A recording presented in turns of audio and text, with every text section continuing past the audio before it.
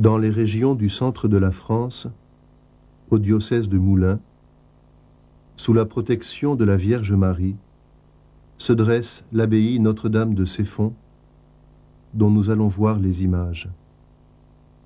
À travers le monde, il existe environ 150 monastères qui vivent la même vie monastique que celle qui va se dérouler sous nos yeux.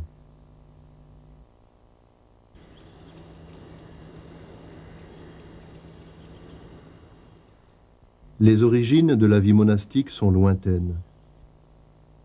Dès le IIe siècle, les moines ont fui dans les déserts pour vivre une vie tout entière consacrée à la louange de Dieu et à l'intercession pour le salut des hommes.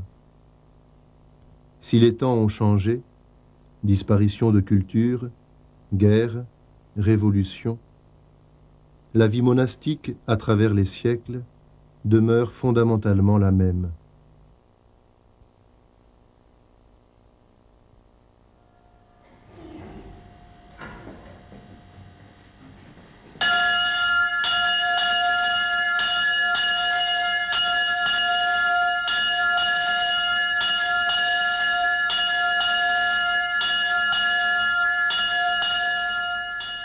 Dès 3 heures du matin, la cloche réveille les moines et les amène à l'église pour l'office le plus long de la journée, matine. Hymne de louange à Dieu, chant des psaumes, lecture, intercession pour les hommes dans la nuit.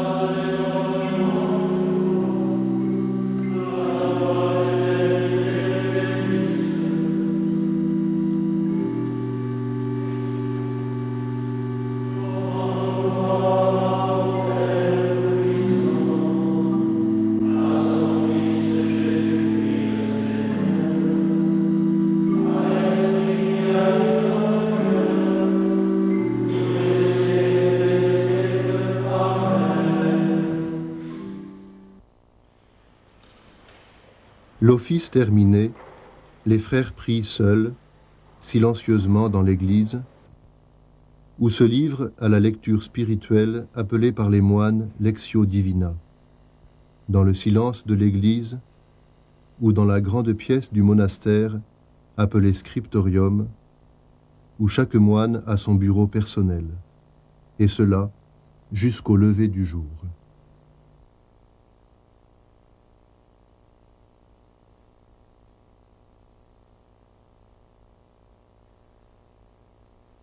Dans le monastère cistercien, la vie est commune. En suivant le Christ dans la vie monastique, le moine a renoncé à la propriété personnelle et à une certaine forme d'indépendance. Dans le monastère, tout est commun, mais tout se fait aussi dans le silence.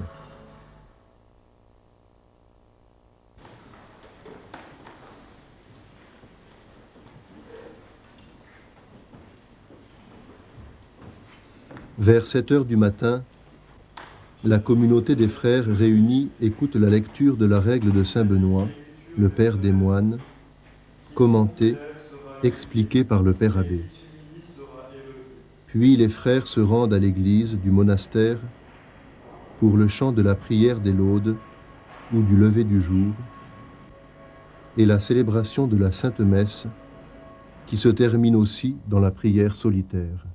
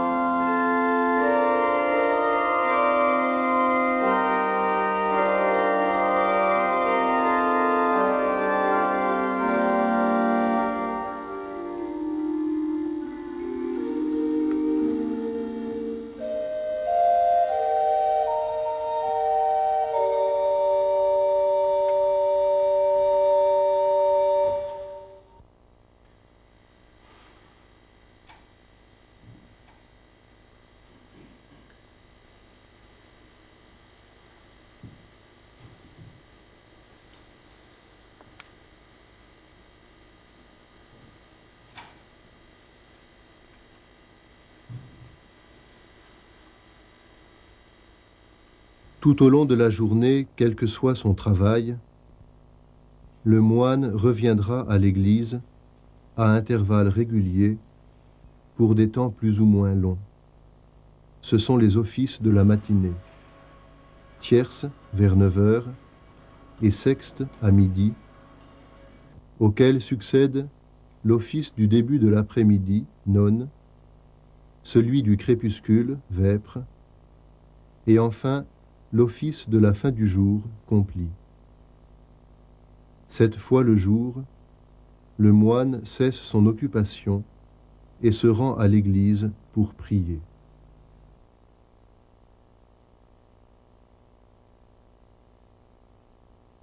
Il ne faut pas croire que le chant de l'office terminé, le moine est quitte du souci de Dieu, car telle est bien la fonction du moine de garder, tout au long de la journée, la mémoire, le souvenir de Dieu.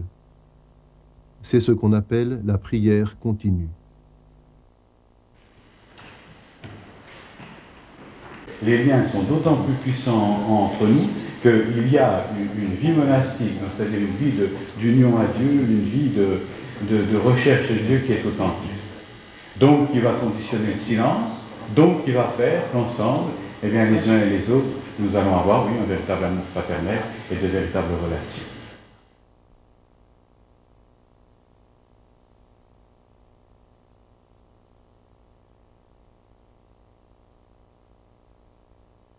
Les jeunes frères reçoivent dans le monastère la formation sérieuse dont ils ont besoin. Formation humaine, philosophique et théologique, formation à la lecture de l'Écriture sainte. Les moines, dans la mesure de leur capacité, doivent être instruits. Certains peuvent consacrer davantage de temps à l'étude. Au lieu qu'on ait des ermites avec un père spirituel qui s'occupe d'eux, ça va comme il va rassembler autour de lui les moines. Et alors il obtient de son higoumène la permission d'aller voir en Égypte ce qui se passe, et donc il va en Égypte, et en Égypte, eh bien, il va aller de monastère en monastère, de cellule d'ermite en cellule d'ermite, et il interviewe donc les abbats de cette époque-là. Donc, et rappelez-vous la phrase de Cassien qu'il faut retenir, ces moines-là, ils sont aussi ascétiques que nous, mais leur vie spirituelle et leur vie d'union à Dieu, eh bien, est supérieure à la nôtre. Et Cassien va résumer tout son enseignement, tout l'enseignement des moines d'Égypte dans des conférences, et c'est ces conférences qui influenceront très profondément Saint Benoît.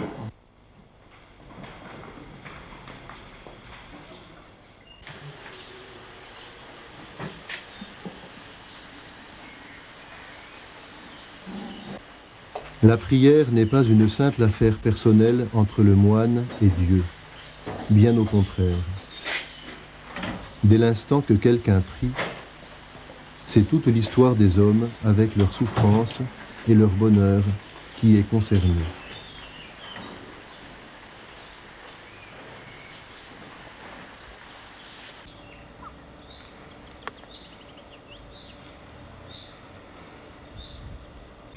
Pourtant, le travail manuel garde une place importante dans la vie du moine.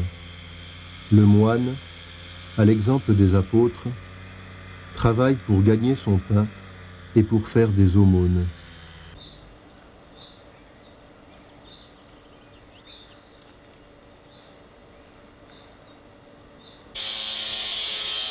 Le travail n'est pas un passe-temps inutile, mais une occupation réelle qui fait vivre le moine et sa communauté et exige compétence et insertion dans l'économie de la région.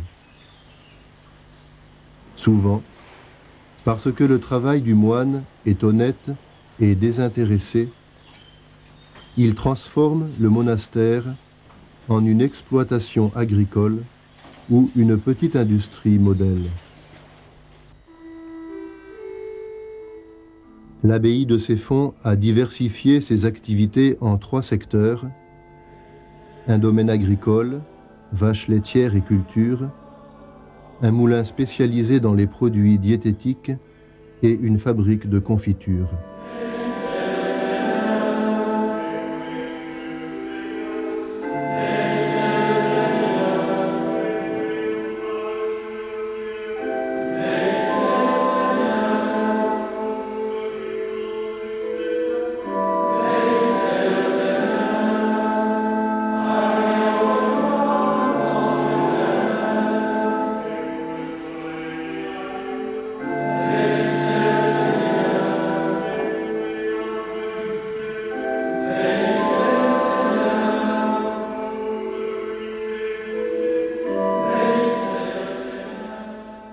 Frère Denis est responsable de la ferme et de la culture. Il a 40 ans. Avant d'entrer au monastère, j'étais médecin. Et en fait, j'ai connu le monastère avant de commencer les études de médecine et avant de commencer à m'occuper des malades. Et je me suis rendu compte que la médecine ne pouvait pas remplir ma vie. Il y a certainement des gens qui peuvent être très heureux et rendre de grands services en s'occupant des malades, mais moi, ça ne me suffisait pas. C'est pour cela qu'à 27 ans, il est devenu moine. Sa vie aujourd'hui est faite d'occupations très simples, sans grand rapport avec son métier, mais il sait qu'elle est efficace pour le service de Dieu et des hommes.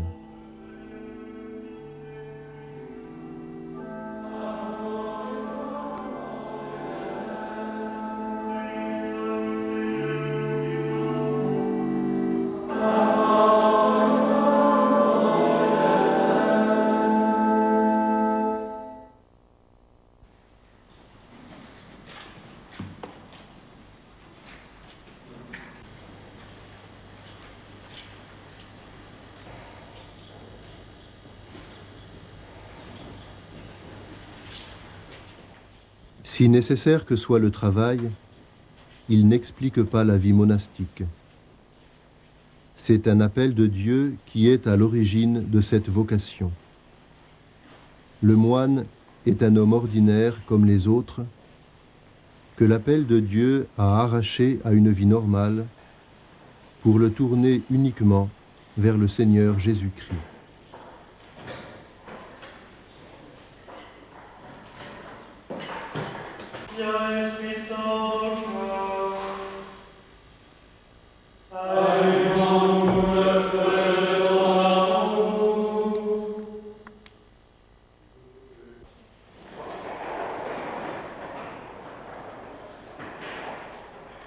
Le moine n'est pas forcément un homme naturellement vertueux qui aime la vie paisible et pieuse, occupé de travail et d'études. Par contre, c'est un croyant, sensible à cet appel mystérieux et surnaturel de Dieu qui lui demande de renoncer à tout pour être consacré à Dieu, non point par mépris du monde, mais par préférence. Si tu veux être parfait, va, vends tout ce que tu possèdes, puis viens et suis-moi. Impôt élevé sur les biens religieux, le retard pouvant entraîner la fuite. Ce qui interdit tout apport extérieur. C'est cette phrase que nous rapporte l'évangéliste saint Matthieu, qui est à l'origine de la vocation du premier de tous les moines, saint Antoine d'Égypte, au IIIe siècle. La vie monastique n'est pas née en Occident, mais au Moyen-Orient. Saint Antoine était un jeune homme qui cherchait comment servir le Christ dans la perfection de la vie chrétienne. Quand il entendit cette phrase de l'Évangile, au cours de la messe célébrée par le prêtre de son village, ce fut pour lui une grande lumière. Il abandonna et quitta tout et s'enfuit dans la solitude où il vécut jusqu'à l'âge de 101 ans dans la prière. Si des disciples se regroupèrent autour de lui, ce fut pour recueillir de lui un enseignement pour mieux vivre à leur tour la même vie de prière et de solitude. Par l'intermédiaire du moine Jean Cassien, son enseignement et celui de ses disciples passa en Occident et il inspira profondément saint Benoît, le patriarche des moines.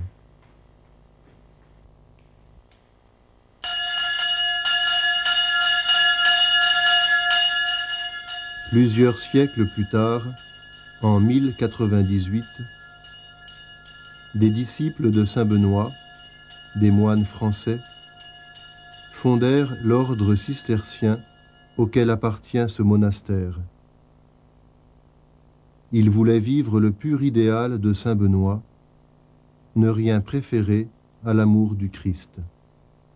Au XIXe siècle, Dieu permit un grand rayonnement de cet ordre jusqu'en Chine.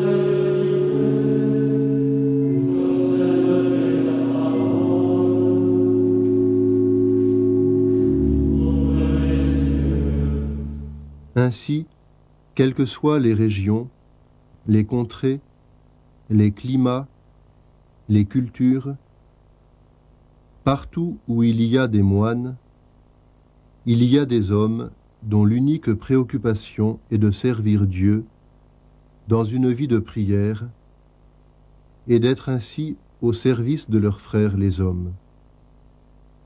C'est une bien mystérieuse vocation.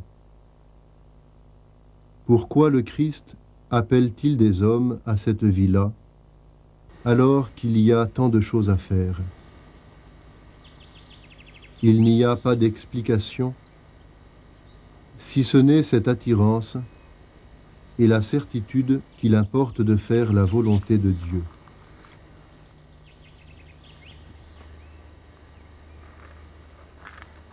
Les hommes ont tous une dimension spirituelle. La combattre, la nier, la mépriser, conduit toujours à la perte de la qualité humaine. Qu'il y ait des hommes dont la priorité est cette dimension spirituelle, quand tant d'autres la négligent, cela enrichit l'humanité tout entière et la valorise.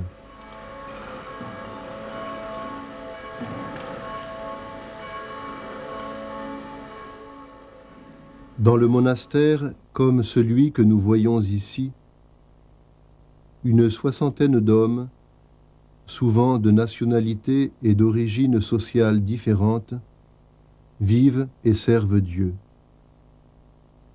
Certains sont prêtres, d'autres ne le sont pas. Ceux qui sont prêtres le sont par une vocation personnelle reconnue par le Père Abbé, ce qui n'entraîne aucune supériorité. Tous sont également moines, partageant une même vocation, vécue selon les mêmes exigences monastiques.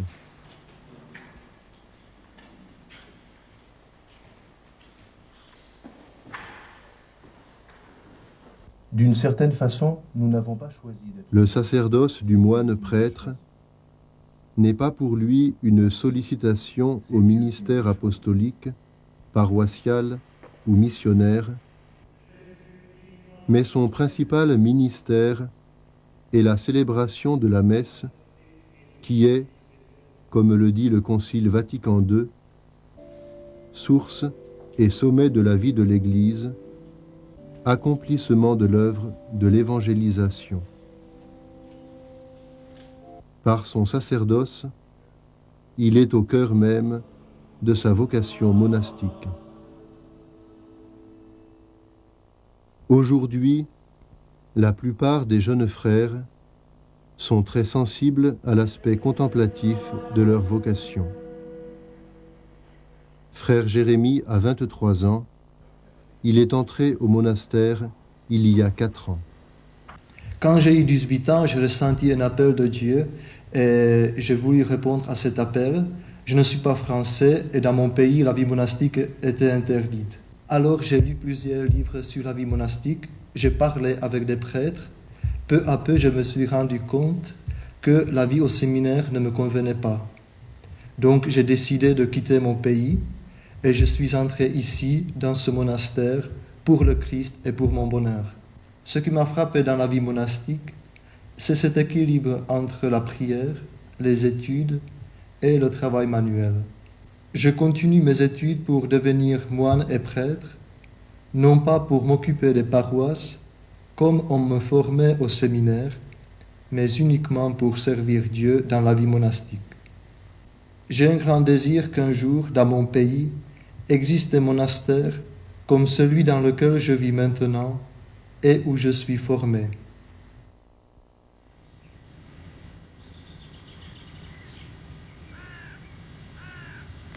Les moines d'aujourd'hui sont les héritiers des moines d'autrefois.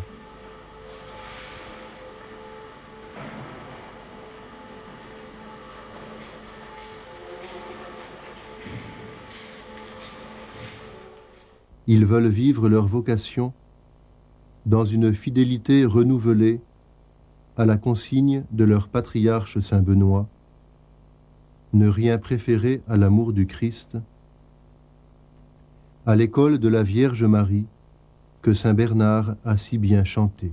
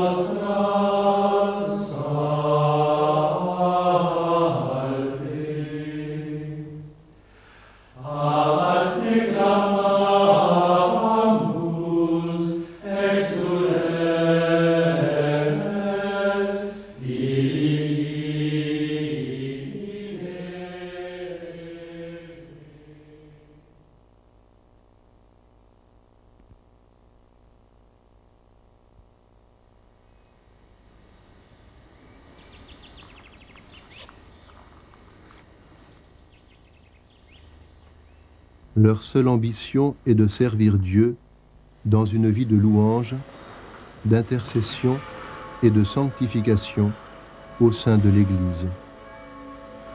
Ils savent que leur vie cachée est efficace pour le salut des hommes.